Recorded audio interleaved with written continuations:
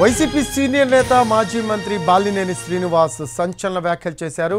ఈవీఎంలపై చేస్తున్న పోరాటానికి పార్టీ పరంగా సపోర్ట్ లేదు అంటున్నారు. అయినా ఒంటరిగా పోరాటం చేస్తున్నానని పార్టీ మాత్రం పట్టించుకోవడం లేదన్నారు. పార్టీ కోసం కష్టపడి పనిచేసినా ఎవరూ పట్టించుకోవడం లేదని ఆవేదన వ్యక్తం చేశారు. ఆయన పోరాటం చేశాను, అన్ని రకాలుగా నేను ఇబ్బంది పడిన పరిస్థితులు కూడా ఉన్నాయి. అది కొన్ని చోట్ల మీకు అందరూ కూడా తెలుసు, నేను పడ్డాను. అయినా కానీ నేను దీనికోసం కూడా ప్రాధేయపడి ఫోన్ చేసి దీని గురించి పట్టించుకునే పరిస్థితి కూడా నేను అడిగి మరీ చేస్తున్నా కూడా దాని గురించి పట్టించుకోకపోవటం నిజంగా కొంత బాధకరమైన విషయమే. నాకు ఒకటే చెప్తున్నాను, నేనైతే నాకు అవసరం లే, నేను ప్రజలలో ఉన్నాను, ప్రజా పోరాటం చేస్తాను. పార్టీ పట్టించుకోకపోయినా ఇప్పుడు కొంతమంది ఏంటంటే ఇంకో రూట్ కూడా ఉంది. దీనికి సంబంధించిన లేటెస్ట్ అప్డేట్స్ మా కరెస్పాండెంట్ సురేష్ని అడిగి తెలుసుకుందాము. More updates. సురేష్, ఈవీఎంలపై చేస్తున్న పోరాటానికి పార్టీ పరంగా ఎటువంటి సపోర్ట్ లేదు అంటున్నారు బాలినేని శ్రీనివాస్ రెడ్డి. సో దీనికి సంబంధించిన లేటెస్ట్ అప్డేట్స్ ఏంటి? ఆయన అంతలా హట్ అవ్వడానికి కారణం ఏమై ఉంటుంది అంటున్నారు అక్కడ?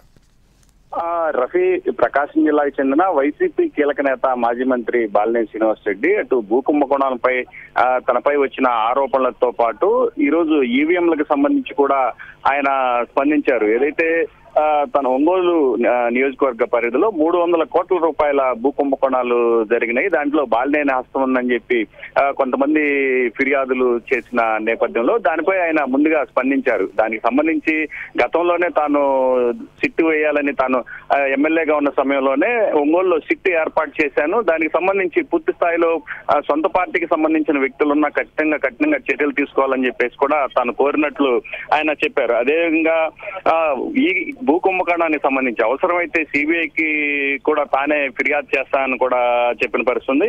తనకి సంబంధం లేకుండానే ఖచ్చితంగా రాజకీయ దురుద్దేశాలతోటే తన పైన కావాలనే ఆరోపణలు చేస్తున్నారని బాలినేని చెప్పిన పరిస్థితుంది. మరోవైపు ఏదైతే ఈవీఎంలు హాట్ టాపిక్ గా మారినాయో ఒంగోలుకు సంబంధించి 12 పోలింగ్ కేంద్రాల్లో మాక్ పోలింగ్ రీవెరిఫికేషన్ చేయడం కోసం బాలినేని శ్రీనివాస్ రెడ్డి ఎన్నికల సంఘానికి అప్రోచ్ అయ్యారు. అయితే వాళ్ళు మాక్ పోలింగ్ అంటే వెరిఫికేషన్ అండ్ మాక్ పోలింగ్ చేస్తామని ఎన్నికల సంఘం చెప్పిన నేపథ్యంలో ఏదైతే ఈవీఎంలో ఉన్న ఫలితాలతో పాటు వీవీప్యాట్ స్లిప్లను సరిపోల్చాలే కానీ ఇట్లా మాక్ పోలింగ్ వల్ల ఎటువంటి అంశం తేలదు అని ఆయన హైకోర్టుకు కూడా వెళ్ళిన పరిస్థితి. అయితే ఇదే అంశానికి సంబంధించి ఏదైతే వైసీపీ పార్టీ అధినేత జగన్ ఉన్నారో ఆయన ఇంతవరకు ఈ అంశానికి సంబంధించి ఎక్కడ బాలినేని శ్రీనివాస్ రెడ్డి అంశం, అదేవిధంగా ఒంగోలు నియోజకవర్గంలో పోలింగ్ కేంద్రాలకు సంబంధించి ఈవీఎంల అంశం కూడా ఎక్కడ ప్రస్తావించకపోవడంతో కొంత ఆయన హత్యైనట్టుగా కనిపిస్తుంది. అదేవిధంగా ఏదైతే పార్టీ వైపు నుంచి కూడా ఒంగోలులో జరిగే ఈవీఎంల పరిస్థితిపై కూడా ఎక్కడ మాట్లాడలేదని చెప్పి ఆయన ఆవేదన వ్యక్తం చేశారు. తాను ఈవీఎంలపై పోరాటం చేస్తున్నా పార్టీ వైపు నుంచి కనీస సపోర్టు కూడా లేదని ఆయన ఆవేదన వ్యక్తం చేసిన పరిస్థితి కూడా ఉంది. Thanks for update Suresh.